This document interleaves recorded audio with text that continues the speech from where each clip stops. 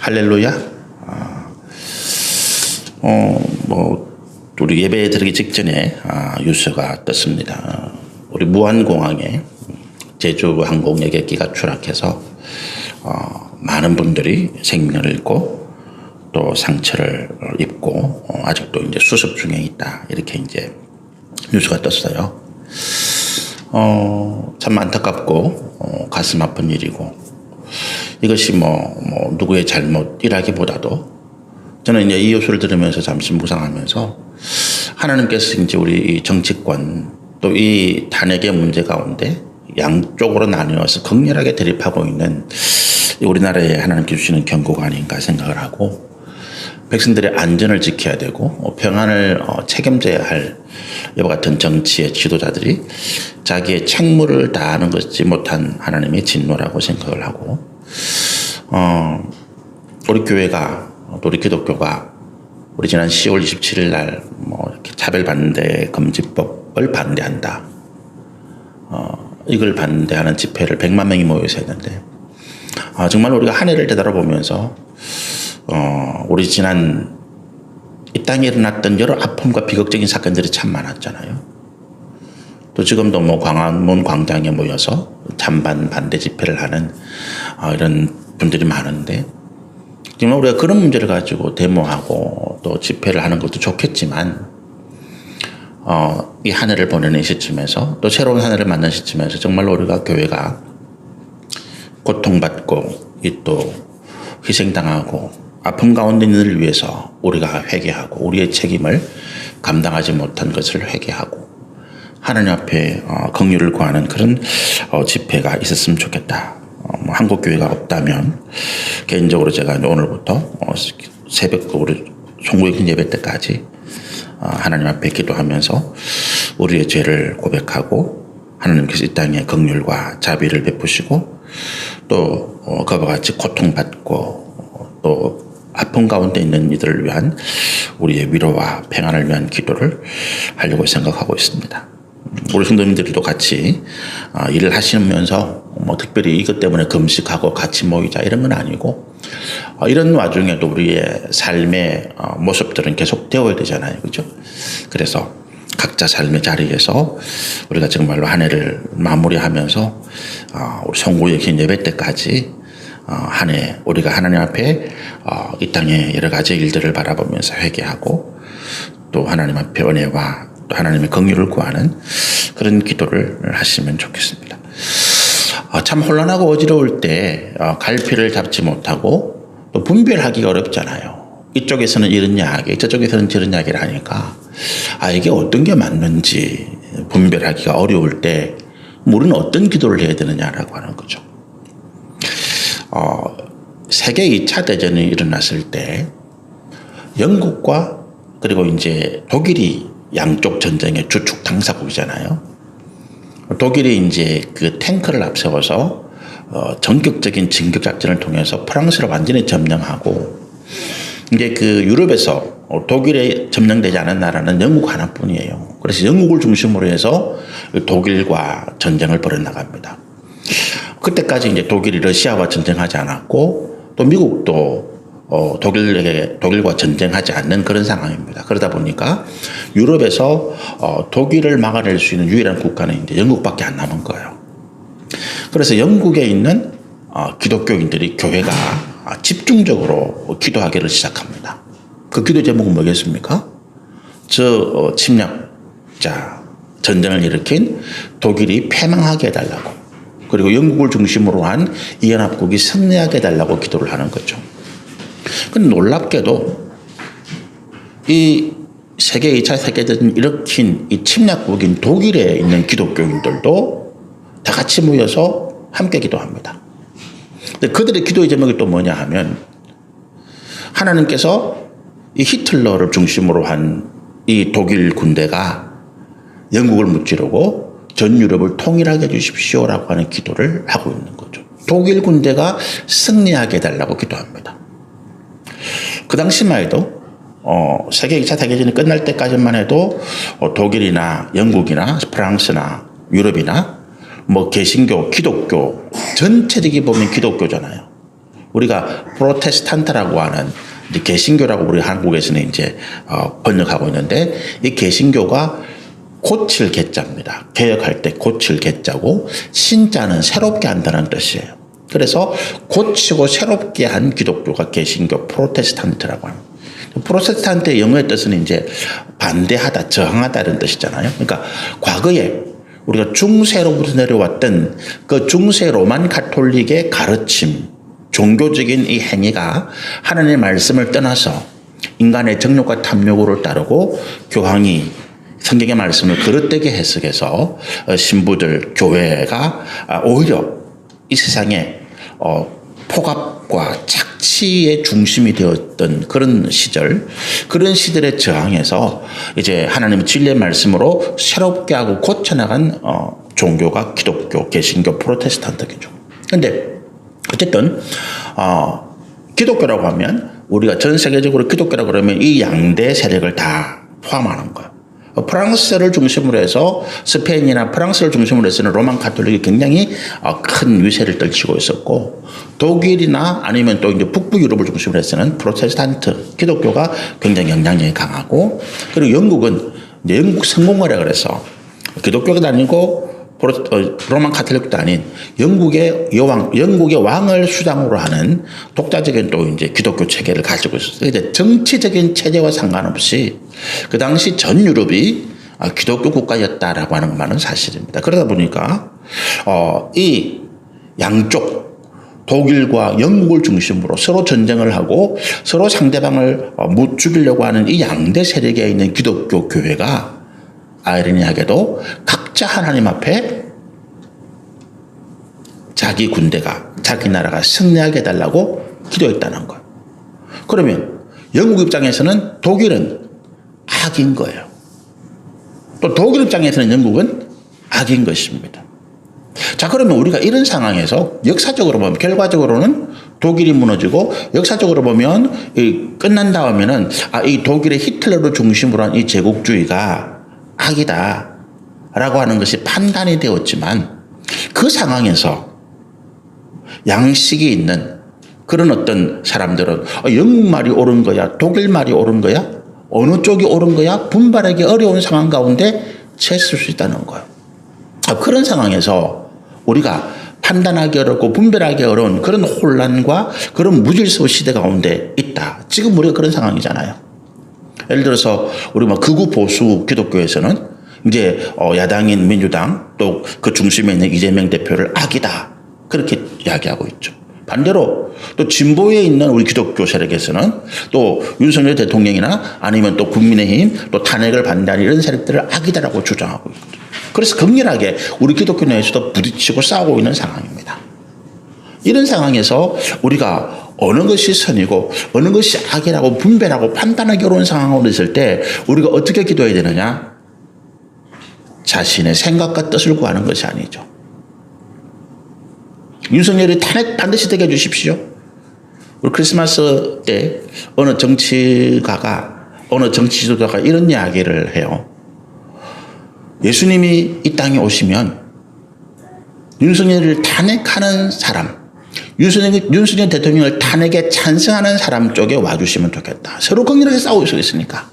예수님이 양쪽에 다 오시지는 못할 것이고 예수님이 이 땅에 다시 오신다면 윤석열 대통령을 탄핵을 찬성하는 쪽에 오셨으면 좋겠다. 이런 이야기를 했어요. 예수님이 그렇게 오실까요? 저는 그렇게 생각 안 해요. 예수님은 윤석열 대통령을 찬성하는 쪽에도 반대하는 쪽에도 아마 오시지 않을 것 같습니다. 거기에는 각자의 아집, 각자의 고집, 자기만이 선이라고 하는 그러면서 이 땅에 고통받고 이 땅에 아파하는 이 국민들의 마음은 이 현 상황은 조금도 관심이 없는 이런 상황 예수님 그게 오실 리가 없습니다. 그럼 우리는 어떻게 기도해야 될까요? 이 땅에 하나님의 선하시고 공의로운 뜻이 이루어지게 해달라고. 우리가 지금 어느 것이 선인지 모르겠습니다. 판단이 안 서요. 분별이 안 됩니다. 나도 이쪽 편에 가담해서 상대방을 향해서 악이라 그러고 저쪽 편에 가담해서 상대방을 악이라 그러고 그렇게 해서 내 주장을 쏟아내는 그런 상황 가운데 한 편에 가담하지 말고 그러면서 우리는 아무것도 안 하는 것이 아닙니다. 하나님의 선하시고 공의로운 뜻이 이 땅에 이루어지게 해주십시오. 우리는 판단하기 어렵습니다. 우리는 분별하기 어렵습니다. 그러나 하나님은 이 땅에 선하시고 공의롭고 화평과 또 사랑과 자비와 긍휼을 나타내기를 원하시는 하나님이시니 주의 선한 뜻이 이 땅 가운데 이루어지게 해주십시오. 무한공항 그 항공기 추락으로 생명을 잃고 고통받는 사람들이 볼 때 윤석열 탄핵 반대 이게 뭐 중요하겠어요? 그게 우리의 생명을 잃을 가치에 비교되는 건 아니잖아요.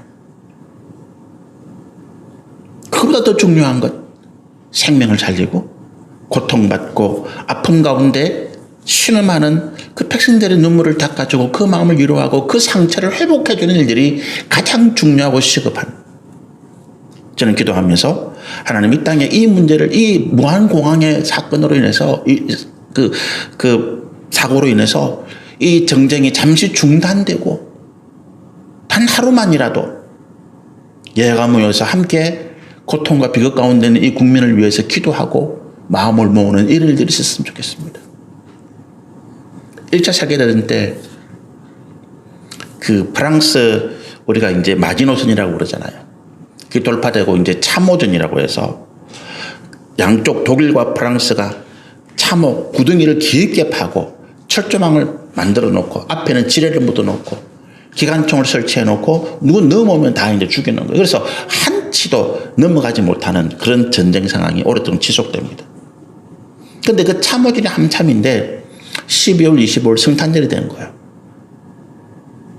하늘에 별은 빛나고 이 그 전쟁터에 조용한 밤이 되었는데 갑자기 독일군 진영에서 한 병사가 일어나서 성탄 찬양을 부릅니다. 독일어로 오 거룩한 밤 하고 찬양을 쫙 멋지게 합니다. 그러니까 갑자기 그 노래가 끝난 다음에 프랑스 진영에서도 또 한 병사가 프랑스군이 일어나서 또 다른 찬양 노엘 찬양을 하는 거죠.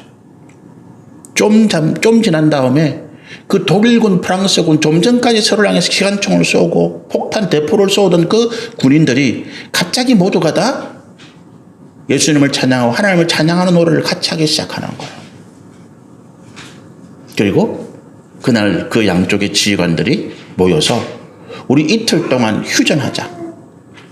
이틀 동안 휴전해서 그 널브러져 있는 시체들, 상처받고 고통받고 있는데 총탄이 비어들어서 가니까 아무도 가서 그들을 구해내지 못하는 그 상황에서 이틀 동안 우리 휴전해서 서로 부상병들을 치유해주고 또 이 전쟁에서 죽은 사람들을 찾아서 매장해주는 일들을 하자. 그래서 이틀 동안 그 휴전이 일어났다. 역사적인 사건입니다. 저는 기도하기를 정말로 이 무한공항의 사고, 이 사고를 전 국가적으로 우리가 애도를 표하고 고통당한 사람, 그 아픔 당한 사람들을 위로하는 그런 기도회, 또 그런 집회를 통해서 이 야든 여든 하루만, 이틀만 이 정쟁을 좀 멈추고 국가와 민족, 그 아픔을 당한 이 민족의 아픔들, 고통들을 위로하는 이런 일들을 마음을 모았으면 좋겠다. 기도하고 있습니다. 우리 지난주에 마지막 말씀이 이제 666에 대한 말씀이었잖아요. 666이 뭐냐라고 이야기할 때 6은 사람의 숫자다. 6이. 그러면서 이 사람의 숫자라고 하는 의미는 뭐겠습니까? 하나님과 같이 완전하지 못하다. 전능하지 못하고 하나님처럼 지혜롭지 못하다. 한계가 있고 제한이 있고 아무리 그럴듯하게 해도 그거는 하나님과 달라서 거짓과 속임이 있더라 하는 의미죠. 그리고 6이 3개인 것은 이 바다에서 올라온 짐승의 6 하나, 그리고 땅에서 올라온 짐승의 6 하나, 그리고 이 짐승의 권세를 받아서 이 땅에서 불의와 모든 악한 일을 행하는 이 땅의 악한 권세자들의 숫자 6 하나. 그래서 이 3개가 합쳐져서 666 이렇게 이제 말씀을 드렸습니다. 그런데 오늘 이제 14장 1절에 보면 1절부터 5절까지가 14만 4천 명의 하나님의 성도들이 시온산에서 찬양하는 그런 내용을 담고 있는데 1절에 보니까 이 14만 4천 명이 시온산에서 어린 양과 함께 서 있는데 그들의 이마에 어떤 표식이 또 있더라라고 하는 것을 말씀하고 있죠. 1절 봅시다.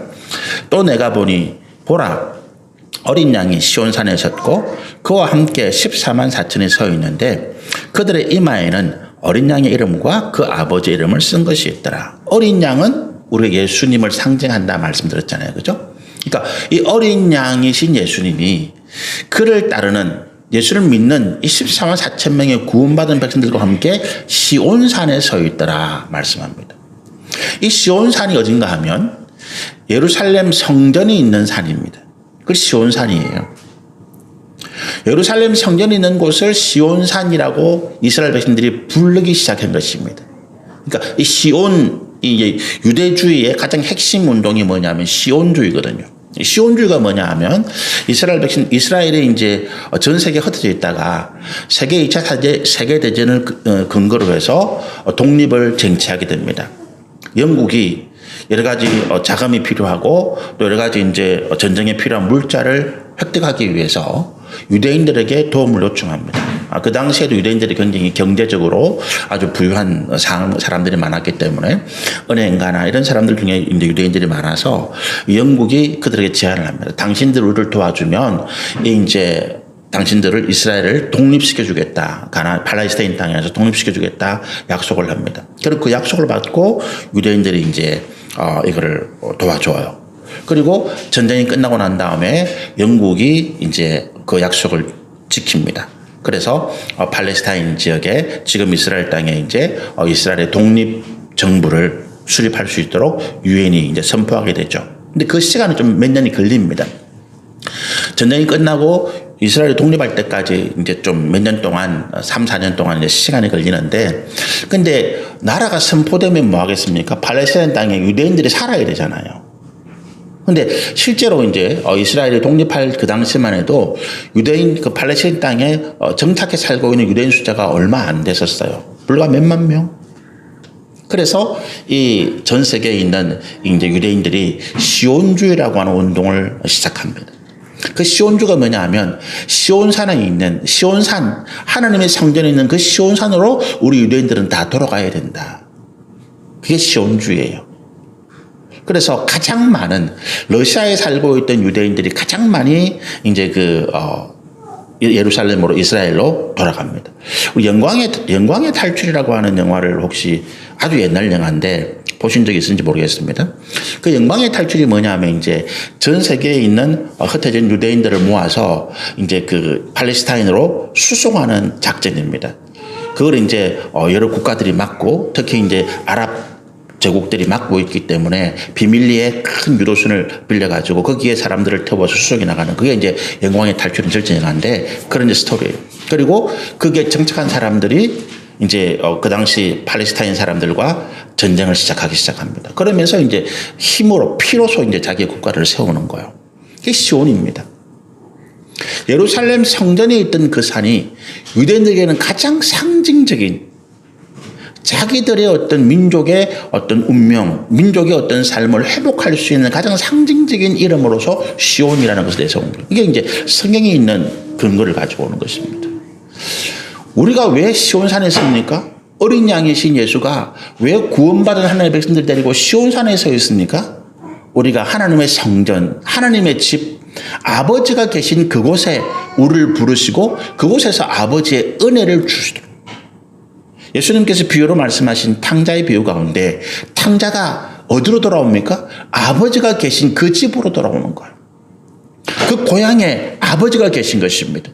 시온이 성전이 하나님이 계신 곳이기 때문에 우리에게 그와 같이 중요하고 우리에게 그와 같이 어떤 가치를 가지고 있는 곳입니다. 이 땅에 성전은 더 이상 없습니다. 우리의 성전은 어디 있습니까? 하늘나라. 그래서 우리가 하나님 나라를 향한 이 믿음의 여정을 우리 삶 가운데 지금 살아가고 있다. 그렇게 이해를 하시면 되죠. 그런데 이제 구원받은 성도들을 하나님께서 이 시온산은 예루살렘을 말하는 것이 아닙니다. 지금 예루살렘을 말하는 것, 지리적인 예루살렘이 아니라 하나님이 계신 성전, 하나님 나라 그곳에 하나님의 백성들을 인도해서 들으셨다는 의미죠. 마침내 예수님께서 그 하나님의 백성들을 하나님이 계신 그 하나님 나라까지 인도하셨다라고 하는 의미가 1절에 어린 양이 시온산에 섰고 그와 함께 14만 4천에 서 있다. 이런 표현입니다. 우리를 하나님 나라로 인도하신 것입니다. 그런데 그들의 이마에 뭐가 있습니까? 어린 양의 이름과 아버지의 이름을 쓴 것이 있더라. 표식 구별이죠. 하나님께서 이 땅에 하나님의 양들을 구별해 놓으신 것입니다. 지난주에 말씀드린 것처럼 이제 이 땅에 있는 주인이 다른 양들이 있을 때에 내 것이라고 하는 표식이 인이잖아요. 그런데 그걸 이마에 성령께서 눈에 보이지 않는 도정으로 익어 놓으셨다. 그런데 왜 지금 14장 1절에 이 이마에 있는 인을 성령께서 아버지와 예수 그리스도 어린 양의 이름으로 찍어 놓았다고 말씀하고 계십니까? 이들은 하나님의 것이기 때문에 이 땅에 있는 어떤 악한 것들도 건드리지 못한다. 해하지 못한다는 의미예요. 앞에 우리 13장의 마지막 부분에 사단이 자기에게 경배하고 자기를 따르는 자들에게 666이라고 하는 사람의 숫자를 도장을 찍었다 그랬잖아요. 이마와 오른손에 드러나게.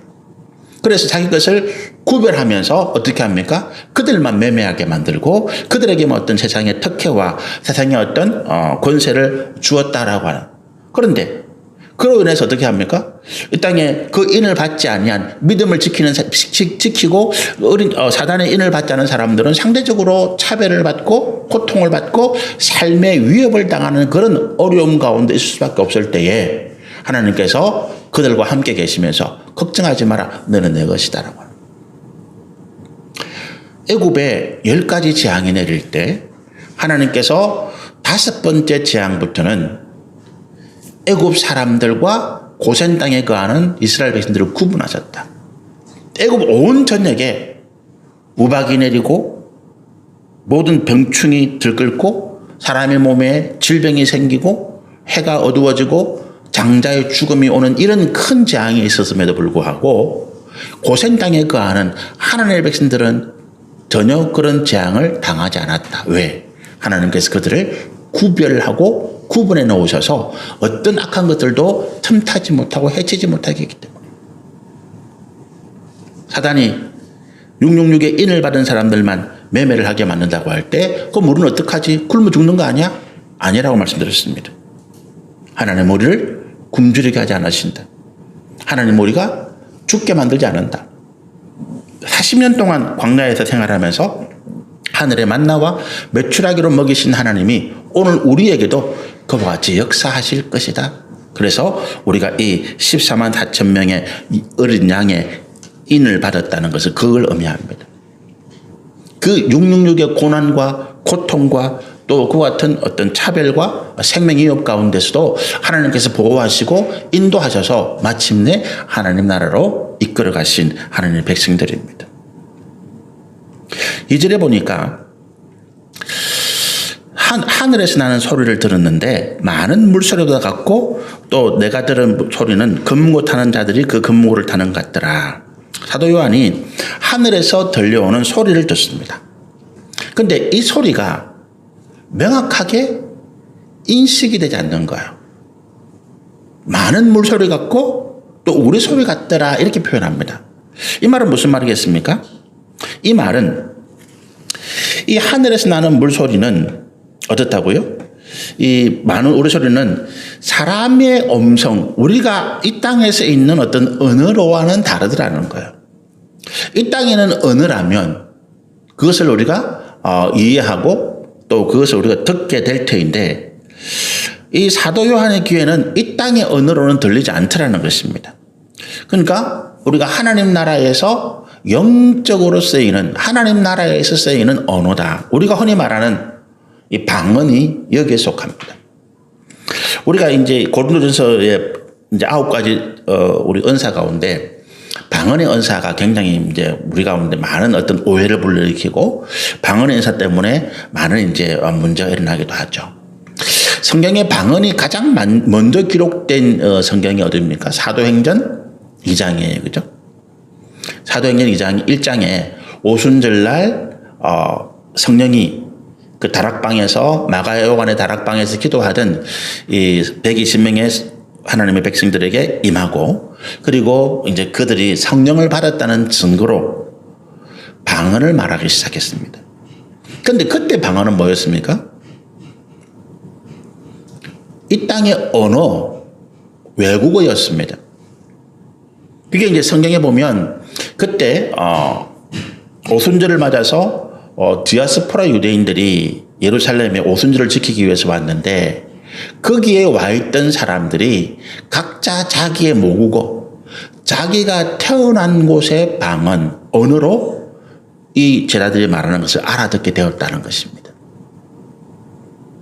여러분, 이게 어떤 의미를 가지고 있는가 하면 창세기 10장의 바벨탑 사건으로 인해서 하나님께서 언어를 흩으셨죠.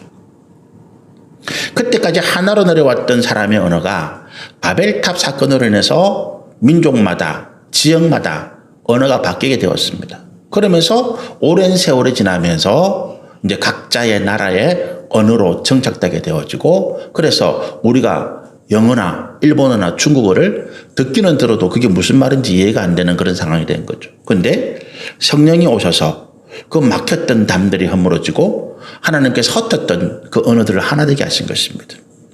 그래서 이 제자들은 외국어로 말하는 게 아니에요, 지금. 제자들은 유대의 말로 아람어로 말하고 있는데 듣는 사람들 귀에는 각자 모국어로 동시 통역이 되는 것처럼 들리는 것입니다. 그게 첫 번째 방언이에요. 그러니까 방언의 뜻은 외국어였다라고 하는 것입니다. 그런데 이제 고린도서 13장에서 방언에 대해서 이야기하는 것은 이게 외국어를 말하는 것이 아닙니다. 천국의 언어. 천국에서 사용되어지는 우리가 지금 말하는 방언의 개념을 가지고 있습니다. 그런데 이 방언이 왜 그 당시에 문제가 됐는가 하면 방언을 할 때 방언을 하는 사람들이 이게 공적인 예배 시간에 방언으로서 예를 들어서 뭐 기도하고 또는 방언으로서 어떤 말씀을 전하더라라고 하는 것입니다.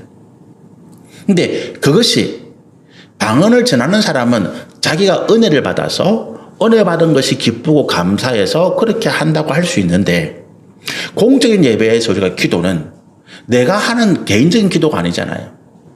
제가 예배 시간에 이 공예배 시간에 하는 기도는 제 개인적인 기도가 아니에요. 우리 모두가 마음을 모아서 하나님께 함께 올려드리는 우리의 모든 기도입니다. 그래서 우리가 어떤 공적인 예배에서 기도자가 기도할 때 우리가 그 기도에 같이 마음을 모으고 하나님 앞에 우리의 마음을 함께 들여서 아멘 하는 것이에요. 그런데 공적인 예배에서 기도를 드리는데 이거를 혼자만 아는 방언으로 이야기하면 우리는 무슨 말인지 모르잖아요. 예를 들어서 우리가 미국에 있는 어떤 목사님을 모시고 아니면 외국에서 오신 목사님을 모시고 말씀을 듣는다고 합시다. 그런데 그 말씀을 통역 안 해주면 우리는 무슨 말인지 알아들을 수가 없습니다. 하나님의 말씀이 선포되는데 우리에게는 아무런 감동도 없고 은혜도 없고 감사도 없고 진리를 깨닫는 것도 없습니다. 아멘 할 수가 없죠. 하나님의 말씀 앞에 아멘 할 수 없는데 그게 무슨 소리입니까? 그래서 이 사도 바울이 말하기를 그런 말은 울리는 꽹과리다. 꽹과리 소리가 찡찡찡찡 울리는데 그게 무슨 뜻인지 무슨 의미인지 아는 사람이 없다는 것 똑같은 것입니다. 공적인 자리에서 영어로 설교하는데 우리는 다 영어를 몰라요. 통역해주는 사람이 없으면 그걸 무슨 말인지 알아들을 수도 없고 은혜가 안 되고 진리의 말씀을 우리가 깨달을 수도 없다는 거예요. 그래서 그렇게 하는 것은 교회와 성도의 유익을 위해서 바람직하지 않고 오히려 자기를 자랑하는 교만과 같다. 그래서 그렇게 하지 말라라고 바울이 권면한 것입니다. 그렇게 하고 싶으면 반드시 그 방언을 통역할 수 있는 사람을 중간에 세워라. 그런데 오늘 영적으로 굉장히 혼잡한 시대에 살고 있기 때문에 예를 들어서 방언의 통역의 은사를 받았다는 사람이 있다 칩시다. 그러면 그런 방언하는 사람을 가운데 세워놓고 10사람을 따로따로 방언 통역을 말하게 하면 10사람이 다 다르게 이야기해요. 같은 말을 하는 사람이 없습니다. 그럼 그 말은 무슨 말이겠어요? 그 방언의 통역을 하는 사람들도 다 자기 생각, 자기 이야기를 하지 하나님께서 그 방언하는 사람을 통해서 주시고자 하시는 메시지와는 전혀 상관이 없더라는 것입니다. 그래서 오늘 우리가 이 방언의 문제를 가지고 개인적으로 그렇게 기도하는 것은 오케이. 내가 기도할 때 아무 뜻없는 소리 하지 않잖아요. 저도 저 혼자 기도할 때는 방언을 할 때 있는데 제 마음속에 있는 생각, 내가 마음으로 하나님께 아뢰고 싶은 이야기들을 마음으로 생각하면서 그렇게 합니다. 그건 저는 하나님과 소통하잖아요. 근데 주변에 있는 사람들은 그게 무슨 말인지 모르는 것이죠. 개인적인 이야기입니다. 엄밀한 기도. 그래서 이 방언의 문제를 그렇게 이야기합니다. 근데 2절에 보면 하나님 나라에서 들리는 이 찬양 소리를 이 천국의 방언, 천국의 언어이기 때문에 사도 요한이 알아듣지를 못한 거예요. 다만 어떻게 들렸습니까? 많은 물소리와 같고 우레 소리와 같더라. 이게 무슨 말이에요? 굉장히 장음하고 굉장히 웅장하고 그리고 굉장히 사람들의 마음에 힘있게 들리는 소리인 건 확실하더라라고 하는 거예요. 무슨 소리인지는 내가 잘 모르겠지만 그 음성, 그 울리는 소리를 들어보니까 굉장히 장음하고 굉장히 힘있는 소리이면 분명하더라. 하나님을 찬양하는데.